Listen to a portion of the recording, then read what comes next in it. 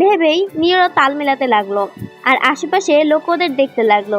একটু পর মেরিন নীরকে ছাড়লো। নীরের বাবুর আম্মু কেবল আমিই হব। বলেই নীরের কলার ছেড়ে দিল, আশেপাশে চোখ বুলালো।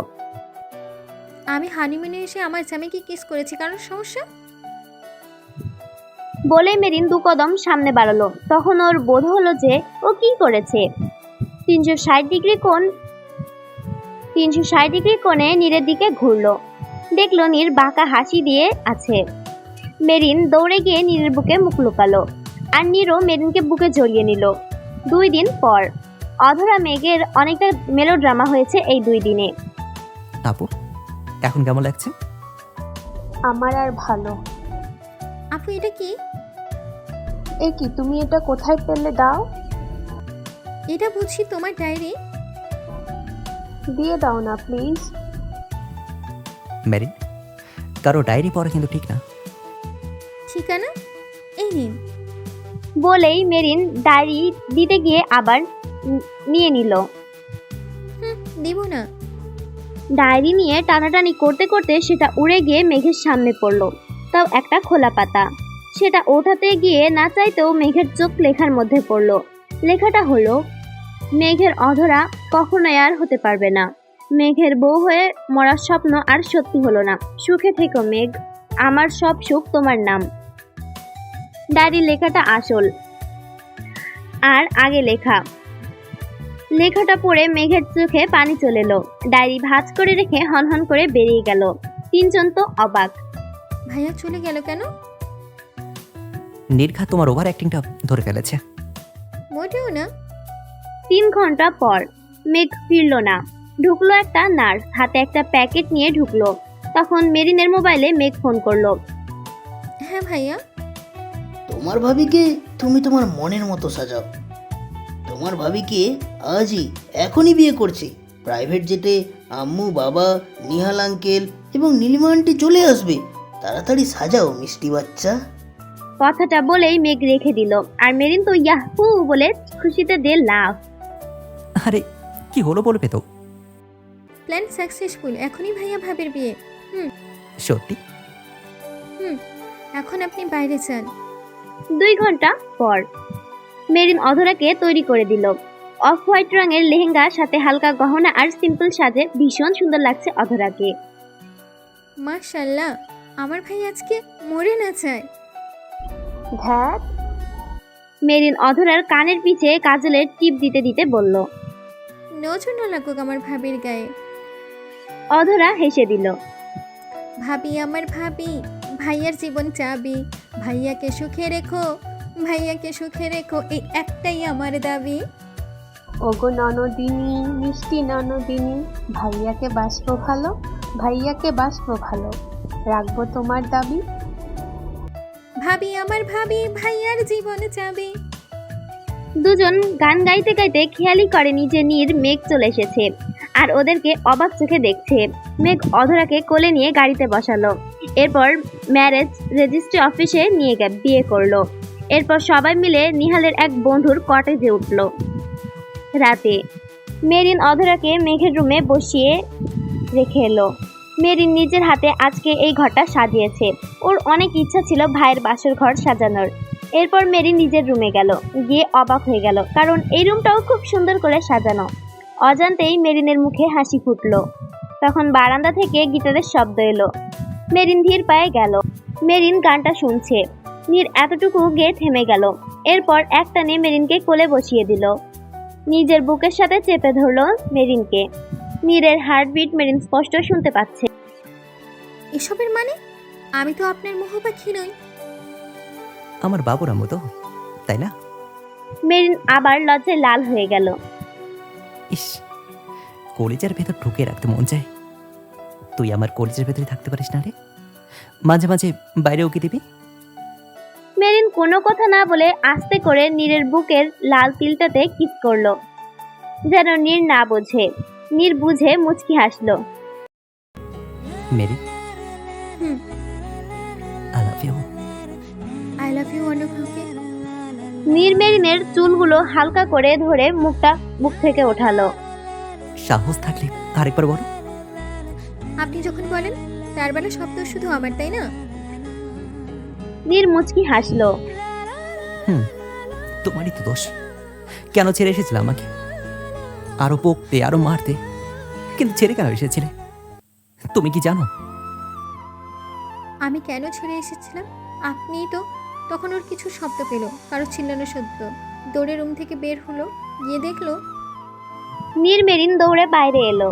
দেখলো মেঘ সাংঘাতিক রেগে আছে আর অধরা ওকে মাথা ঠান্ডা করতে বলছে। কি হয়েছে? মিষ্টি বাচ্চা, জি জি ভাইয়া। নিড়ি কি তোমার সেই ডার্ক চকলেট? হাই হাই ভাইয়া, বলো কি? কি হলো বলো? মেঘ এই প্রথম এভাবে মেরিনের সাথে কথা বলছে। কেন ভাইয়া? বলতে বলেছিস ও বলো। নীরই কি ডার্ক চকলেট? মেঘ নীরের সামনে গিয়ে ঠাস করে নীরকে থাপ্পড় মারলো। সবাই তো অবাক। মেঘ নীরের কলার চেপে ধরে। তাহলে তুই সেই ছেলে যার জন্য আমার বোন রাতের পর রাত কেঁদেছে? তোর জন্যই আমার বোন হাসতে ভুলে গেছিল? তোর জন্যই আমার বোন এত কষ্ট পেয়েছে? তুই আমার বোনকে কষ্ট দিয়েছিস? আহমেদ, কি করছো কি? তুমি জানো না বাবা, এই সেই কালপ্রিট যার জন্য মিষ্টি সেদিন অমন করে লন্ডন থেকে দেশে আসার জেদ করছিল। আমার বোনের মন ভেঙেছিল, ওর জন্য আমার বোন কেঁদেছে, কষ্ট পেয়েছে। একে তো আমি মেরেই ফেলবো। এই বলে মেঘ নীরকে মারার জন্য হাত ওঠালে মেরিনকে থামালো। ভাইয়া ভাইয়া ভাইয়া, কি করছো কি? ছেড়ে দাও ওনাকে। তুমি ওকে ছেড়ে দিতে বলছো? যার জন্য তুমি এত কষ্ট পেয়েছো সেই লম্পটকে তুমি বাঁচাচ্ছ? ভাইয়া, যা হবার তা হয়ে গেছে, প্লিজ তুমি ঠান্ডা হও। না, আমি ঠান্ডা হব না। যার জন্য আমার বোন এত কষ্ট পেয়েছে তাকে আমি... মেঘ ছাড়ো, যা হওয়ার তা হয়ে গেছে। এখন তো ওদের বিয়ে হয়ে গেছে। বিয়ে মাই ফোট। বিয়ে যেমন আছে তেমন ডিভোর্সও আছে। ডিভোর্সের কথাটা শুনে নীর মেরিনের বুকটা কেঁপে উঠলো। কি বলছো কি ভাইয়া? যেটা শুনলে। আমি কিছুতেই মেরিনকে ডিভোর্স দেবো না। মেঘঘান যখন বলেছে যে তোমাদের আলাদা করবে তখন করবেই, তখন কারো বাবার ক্ষমতা নেই আটকানোর। কোনো কথা না। বাবা, আম্মু, অধরা, চলো। মেঘ মেরিনকে টেনে নিয়ে যেতে লাগলো। নীর খপ করে মেরিনের হাত ধরলো ভীষণ শক্ত করে। প্লিজ ভাইয়া, এমনটা করো না, মরে যাবো আমি। হু কেয়ার? ভাই, আমি কোথাও যাব না। মেঘ মেরিনের হাত টান দিতে লাগলো। নীর মেরিন দুজনের হাত শক্ত করে ধরে রেখেছে। মেঘ সব বাধা উপেক্ষা করে মেরিনকে নিয়ে গেল।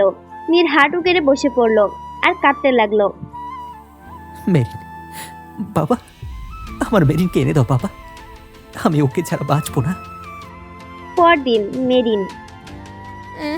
আমি নীরের কাছে যাব, আমার ডার্ক চকলেটের কাছে যাব, আমি ব্যাংকক যাব না।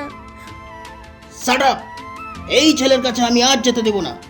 নেক্সট উইকে আমরা ব্যাংকক যাব, সেখানে অধরার ট্রিটমেন্টও হবে। ও ভাইয়া।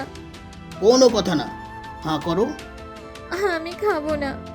ভাইয়ার আদর দেখেছো, এখন শাসন দেখতে চেও না। হ্যাঁ করো। খাবো না খাবো না খাবো না। মেঘ, তুমি কি বেশি করছো না? মেঘ কোনো জবাব দিল না। পরদিন সকালে সারা রাত কাঁদতে কাঁদতে মেরিন ভোরের দিকে ঘুমিয়েছে। মেঘ খাবার নিয়ে এসেছে। মিষ্টি বাচ্চা, ও মিষ্টি বাচ্চা।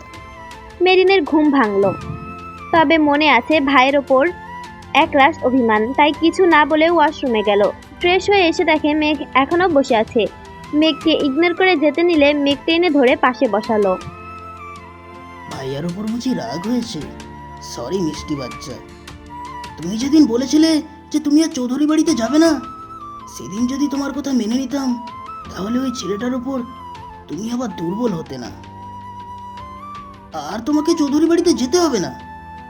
আমি যাব, 1000বার যাব, আমার নীরের কাছে যাব। তোমার নীড়?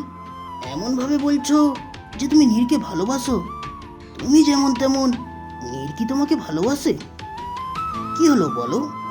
মেরিন মনে মনে। সত্যি তো, নীর কি আমাকে ভালোবাসে?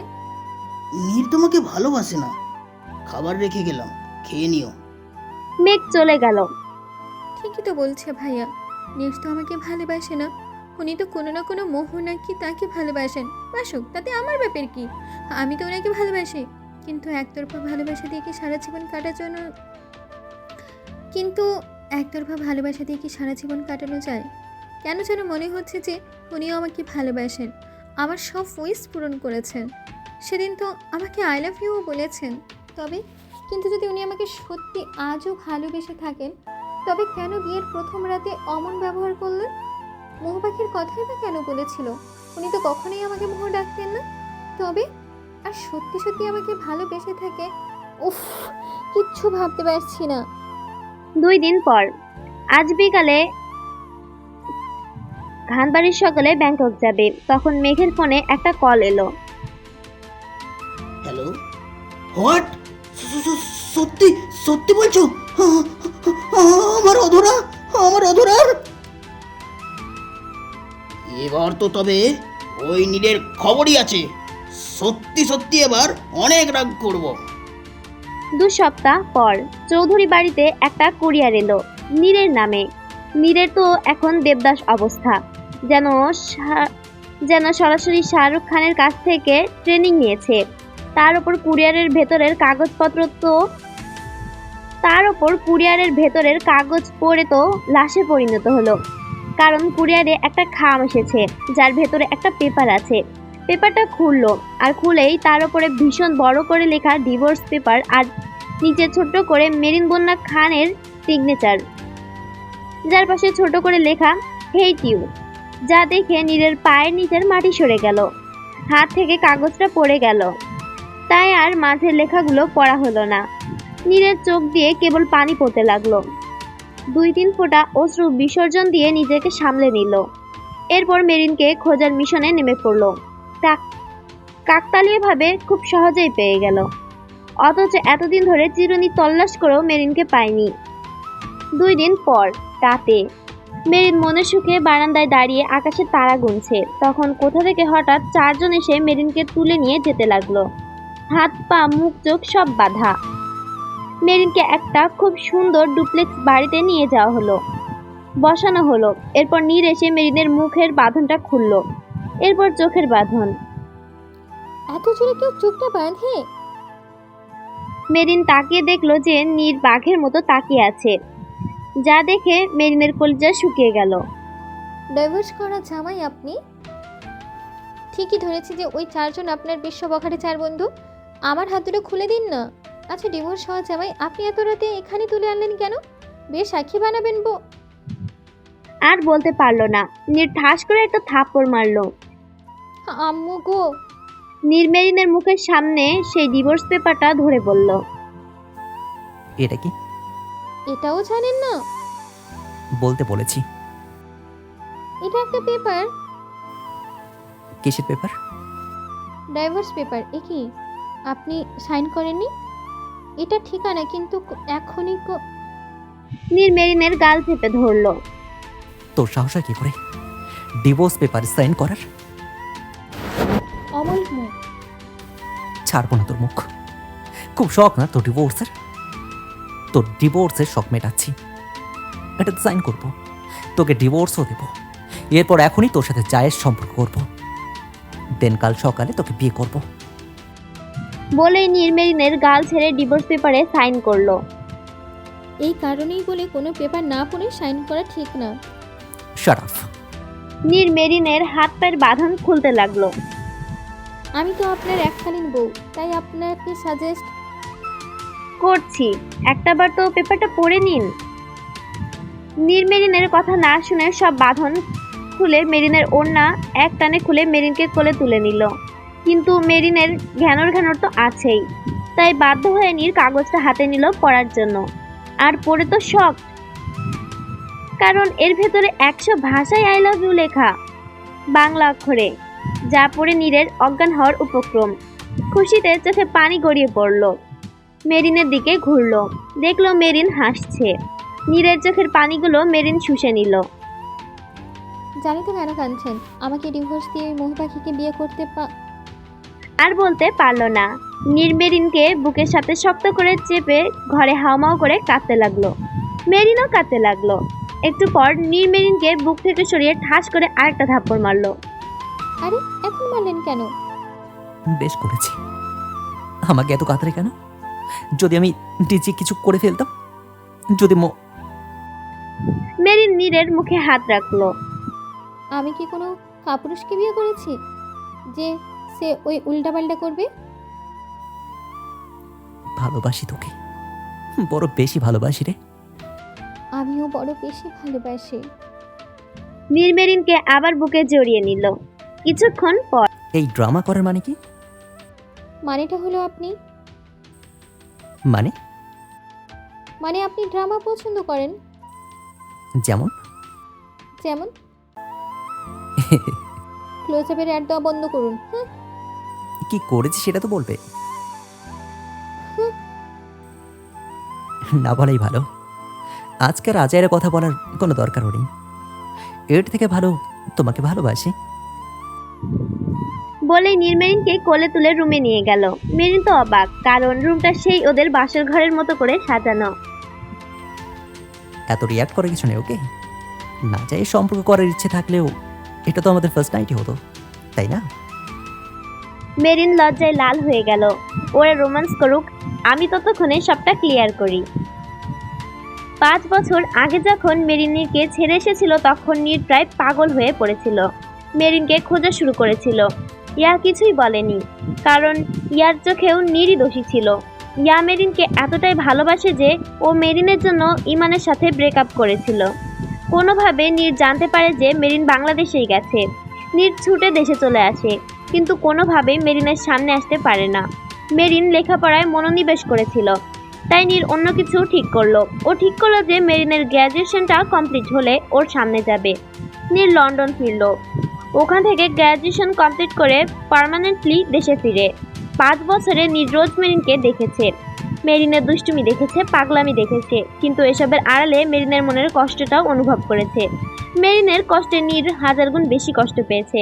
যেদিন মেরিনের চোখে বেশি কষ্ট দেখত, সেদিন রাতে নীর মেরিনের বাসায় গিয়ে চুপি চুপি মেরিনকে বুকে জড়িয়ে ধরে ঘুমাতো। মেরিনের মুখে হাসি ফুটিয়েছে। দেখতে দেখতে মেরিন গ্র্যাজুয়েশন কমপ্লিট করেছে। কিন্তু পাড়া প্রতিবেশীদের এদিকে নীর আর ওদিকে মেরিনের বিয়ে নিয়ে মাথা ব্যথা উঠল। তখন নীর একটা প্ল্যান বানালো।